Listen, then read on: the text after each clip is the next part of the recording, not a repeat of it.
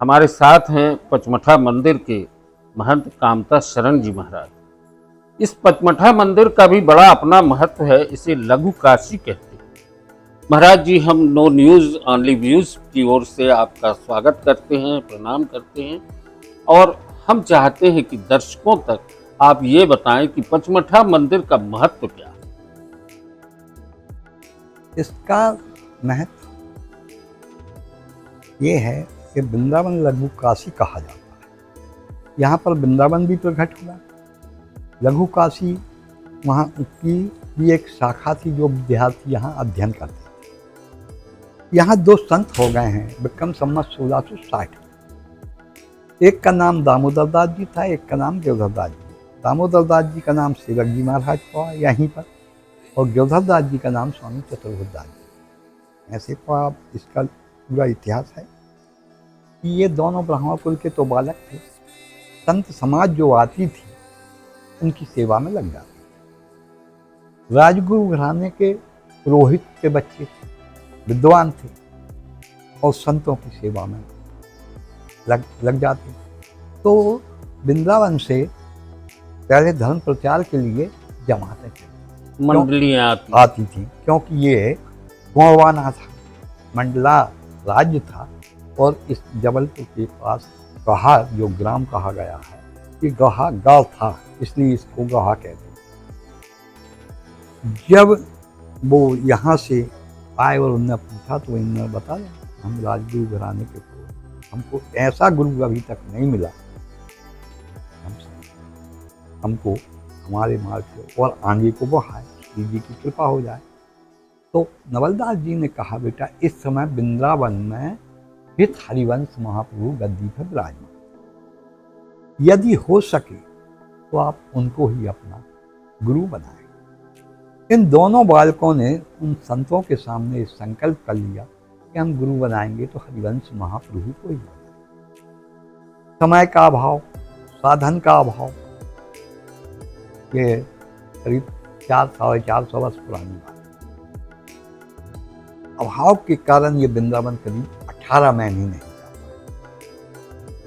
18 महीने नहीं जा पाए और महाप्रभु हरिवंश महाप्रभु निकुंजवास हो गए, महाप्रयाण हो गया। महाप्रयाण, जिसको आप महाप्रयाण कहते हैं, हमारे संतों की भाषा में इसको निकुंजवास कहते हैं। निकुंजवास हो गया। जब निकुंजवास हो गया और ये अपने दूसरी संत मंडली आई, तो ये दोनों बालकों ने एक दिन सेवा की और बोले महाराज अब हम वृंदावन जा रहे हैं। बोले क्यों बेटा? बोले हम उनकी शरणागति लेना है महाप्रभु हरिवंश में। बोले बेटा मत जाओ। बोले क्यों? बोले वो तो निकुंजवास था, गोलोक धाम था। इन दोनों बालकों को बड़ा असहनीय दुख हुआ उन संतों का, और संतों के बीच में थे, विद्वान थे, संतों ने धैर्य दिया। और जब संत यहाँ से चले गए तब जो गिरधर दास जी थे उन्होंने कहा सेवक जी महाराज दामोदर दास जी थे कि भैया चलो अब वृंदावन चलिए। उनके शिष्य जो बंचन जी विराजमान है गद्दी पर, उनकी शरणागति लेंगे। तो दामोदर दास जी ने कहा नहीं भैया, शरणागति का मैं संकल्प कर चुका हूँ संतों के बीच, और शरणागति लूँगा तो हरिवंश महाप्रभु से लूँगा। इस जन्म में नहीं मिलेगी, अगले जन्म में लूँगा, पर लूँगा मैं शरणागति नहीं। गिरधर दास जी तो वृंदावन चले जाते हैं उनके शिष्य से बंचन जी से दीक्षा लेने, और दामोदर दास जी इसी स्थान पर पचमढ़ा में बैठ कर के न कृष्ण को न राम को कोई को नहीं, सिर्फ उन्होंने गुरु निष्ठा दिखाई और सिर्फ श्री हरिवंश श्री हरिवंश श्री हरिवंश का ही अखंड जाप कर दिया। 7 दिन तक उनका अखंड जाप चला। 7वें दिन जब अखंड जाप हुआ, खाना पीना सब छूट गया था, सब क्रियाएं बंद हो गई। 7वें दिन उनको आभा प्रकट हुई। आभा मानी जिसको आप आकाशवाणी थे, वो प्रकट हुई। उसने कहा कौन? बोले जिसको तुम पुकार रहे। बोले आज तक ऐसा हो गई जो एक दफा शरीर निकुंज में चला जाए और फिर वापस आए। तो बोले विश्वास कैसे हो? बोले यदि आप वहाँ से यहाँ आ सकते हैं गोलोक धाम से, तो मुझे यहाँ वृंदावन का साक्षात्कार करा दीजिए, मैं मान लूँगा। और ठाकुर जी को दर्शन ठाकुर ने कहा, बिहार दिखा दीजिए। उन्होंने वो किया, बोले नेत्र बंद करो। हमने नेत्र बंद किए तो यहाँ पूरा वृंदावन, राधा कुंड, श्याम कुंड सेवा। यानी हरिवंश जी के हाँ।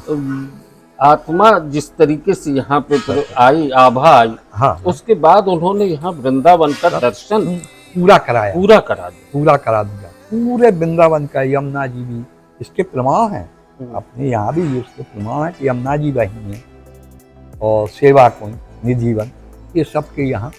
यानी दोस्तों यहाँ पे यमुना जी भी आ गई, निकुंज में थे हरिवंश जी, उन्होंने यहाँ निधिवन भी की भी दर्शन करा दिए उनको। हाँ, सेवक कुंज के निधिवन जी जी, उनके जब दर्शन हुए तो और शरणागति दी। उसी समय उनने गुरु मंत्र दिया उनको, शरणागति दी। और उसके पहले हित 84 का वहाँ पाठ होता था। कहाँ? राधा वल्लभ संप्रदाय, राधा वल्लभ लाल जी के मंदिर, वो बानी दी उसको। जब उन्होंने उस बानी को पढ़ा तो यहीं बैठ करके उन्होंने उसका इतना गूढ़ अर्थ निकाल दिया कि हमारे राधा वल्लभ संप्रदाय की सिद्धांत लिखा गया पूरा। यानी यहीं पे लिखा गया यहीं राधा वल्लभ संप्रदाय का सिद्धांत। वो जो संकल्प वाली बात आपने कही, क्या संकल्प पूरा हुआ कि नहीं? हमें वो संकल्प पूरा हुआ है। माने उन्होंने जो संकल्प किया था अपना श्री जी का खजाना लुटाने का, तो उन्होंने कहा आपका संकल्प मैं पूरा करूंगा। फिर हमको क्या जरूरत, हमारा संकल्प पूरा हो जाए। उन्होंने कहा ठीक। फिर ऊपर ले गए, उनको गद्दी पर बिठा लिया। बोले श्री जी का राजभोग खजाना जितना है पूरा लुटा दिया जाए। राजभोग खजाने का कच्चा पक्का जो माल, उस दिन से आज भी वृंदावन में राधा वल्लभ लाल जी के मंदिर में आज भी नियम है कि राजभोग का तिनका लुटाया जाता है उसी दिन का। और उसी समय बंचन जी ने ये आज्ञा दे दी, क्या? हित 84 जो वाणी पहले दी थी, हित 84 और सेवक वाणी, हित 84 और सेवक वाणी लिखत पढ़त सुखदानी। उसी दिन से ये नियम बन गया कि राजभोग लुटाया जाए। उसी दिन से राजभोग लुटने लगा। वो नियम आज भी है। और उसी समय जो हित 84 वाणी दी गई थी, उस वाणी को, जिससे कि उन्होंने अपना राधा वल्लभ संप्रदाय का सिद्धांत लिखा, जिसको से हम लोग सेवक वाणी बोलते हैं, वो आज्ञा दी बंचन जी ने, हित 84 और सेवक वाणी लिखत पढ़त सुखदानी। ये दोनों आज से सम्मिलित की जाती हैं। पहले राधा वल्लभ संप्रदाय में सेवक वाणी का पाठ होगा, इसके बाद फिर हित 84, यानी सेवक दास जी की वाणी पहले पढ़ी जाती है। हाँ, और इसके बाद हित 84 जो पहले गुरु जी के समय में पाठ होता था। लघु काशी जो है, जब ये हुआ, ये 7 दिन वहाँ, 7 दिन का प्रमाण है। 7 या 3 दिन, 3 या 7 दिन का हमारी वाणियों में, राधा वल्लभ संप्रदाय की वाणियों में प्रमाण है कि 3 दिन या 7 दिन ये रहे। और ये जाके यमुना किनारे बट वृक्ष, आज भी वो बट वृक्ष थोड़े रास मंडल में मौजूद है, जहाँ 2 भाग हुए हैं उस बट वृक्ष के, और जो उसमें जियत लीन हुए हैं सेवक जी महाराज। उस बट वृक्ष में जैसे बैठे हैं वो फिर से ज्यों का त्यों है, और आज भी है। यानी सेवक दास जी महाराज वट वृक्ष के में जियत लीन हो गए। ये वहाँ आज भी वो बट वृक्ष है। कोई भी जाए तो बड़े रास मंडल में यमुना किनारे पे है, वहाँ सेवक जी का लिखा है, सेवक जी महाराज, और उसी बट वृक्ष में वो लीन। जब गिरधरदास जी को ये पता लगा कि भैया वृंदावन चले गए, बोले बताओ मैं इतना भागा कि जब उन्होंने यहाँ वृंदावन प्रकट किया तब मैं गुरु शरणागति लेने को चला गया था वृंदावन, और अब वो वृंदावन गए तो मैं यहाँ रह गया। तो ये पीछे से भागे, ये पहुँच नहीं पाए और वही बट वृक्ष में लीन हो गए। इनने पता लगाया तो किसी ने कहा कि भाई वो तो बट वृक्ष में लीन हो गया, यहाँ जियत लीन है, क्लास में गई। ये जाकर के वहीं यमुना किनारे उस बट वृक्ष के नीचे अचेत अवस्था में गिर गए। जब ये अचेत अवस्था में गिरे, रात का समय, किशोरी जी ने इनके ऊपर कृपा की। बोले तुम भी उन्हीं जी कितने व्याकुल हो। अब तो मैं ऐसा करो, हम तुमको प्राप्त होंगे। और किशोरी जी ने कृपा की, हम तुमको प्राप्त होंगे, तुम ले चल के हमको वहीं जहाँ की सेवक जी महाराज ने और महाप्रभु को प्रकट किया है, वृंदावन को प्रकट किया है, वहीं ले जा करके हमारी अचल प्रतिष्ठा। तो वो जब जैसे यमुना जी में हवा का उठे, जैसे यमुना जी में डुबकी लगाई, तो ये जो मुरलीधर जी विराजमान है, ये उनके हाथों में आ गए। इनको लेकर के विक्रम 1660 भादों के महीने में लेकर के यहाँ आए। यहाँ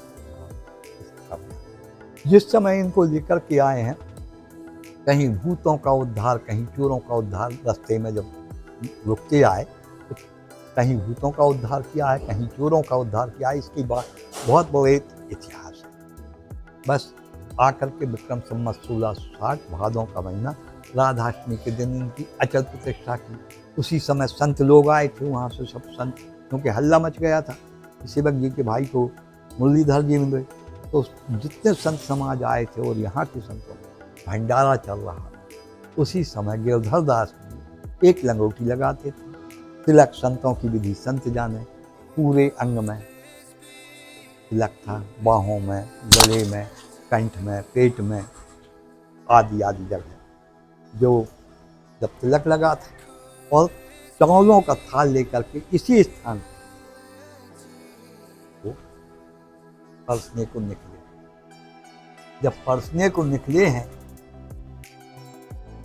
तो उन कोई संत जो बैठे थे काना फूसी करने लगे कि देखो ये महात्मा अपन को चावलों का थाल परस रहे हैं, तो इनका तो को है सफेद दाग, देखा वो चंदन जो लगाता था केसरिया, हमने सोचा कि सफेद दाग है। तो संत लोग इसका बहुत बड़ा अप्रश्न मानते, तो ये महात्मा चावलों का थाल ले आ रहा है और इनका को है। धीरे धीरे काना फूसी हो रही थी संतों में, वो इनके कान में आवाज़ पड़ गई। बोले प्रभु ये क्या सुना रहे हो मुझे, मैं तो आपका केसरिया तिलक लगाए हूँ, यदि एक संत भी इस भंडारे में ऐसा उठ गया तो मेरा तो यज्ञ ही समाप्त हो। उसी समय इतने व्याकुल हुए कि उनकी लंगोटी भी खिसक गई। लंगोटी खिसक गई तो अब और चिंता, ना तो हार को नीचे रख सकते, ना लंगोटी संभाल सकते, क्योंकि अपवित्र, हार नीचे गया तो अपवित्र और लंगोटी संभाली तो अपवित्र। उसी समय उन्होंने मुरलीधर जी का स्मरण किया, गुरु का स्मरण किया, तो उनकी टहनी से दोनों भुजाएं निकली। इसी स्थान पर जब भुजाएं निकली तो जो थे गाँव वाला हाथ थाल संभाल रहे, और दूसरी जो टेनिस निकली उन्होंने लंगोटी संभाल दी। उसी जो संत समाज कह रहे थे ना कि ये महात्मा का को है, वही कहने लगे स्वामी चतुर्भुजदास जी की जय। उसी दिन से गिरधरदास जी का नाम स्वामी चतुर्भुजदास। जब ये हुआ तो यहाँ के राजाओं ने पता नहीं, तो जब ये आए थे तो ये जो मंदिर है और पहले से यहाँ देवी जी थी जो नरबली लिया करती थी, गौबाना था, नरबली चलती थी। तो उन्होंने जैसे ही आए तो वो जो देवी थी वो भी इनकी शरणागति में हुई है, और उसने जाके राजा को स्वप्न दिया कि मैं तो स्वामी चतुर्भुजदास जी की शिष्या हो गई, अगर तुम अपनी ख्याल चाहते हो तो राजा और प्रजा जाकर के उनकी शरणागति ली। राजा ने और प्रजा ने आकर के यहाँ शरणागति ली, और उसी समय जो राजा थे विक्रम संवत 1600, उनकी ही तरफ से यहाँ व्यवस्था।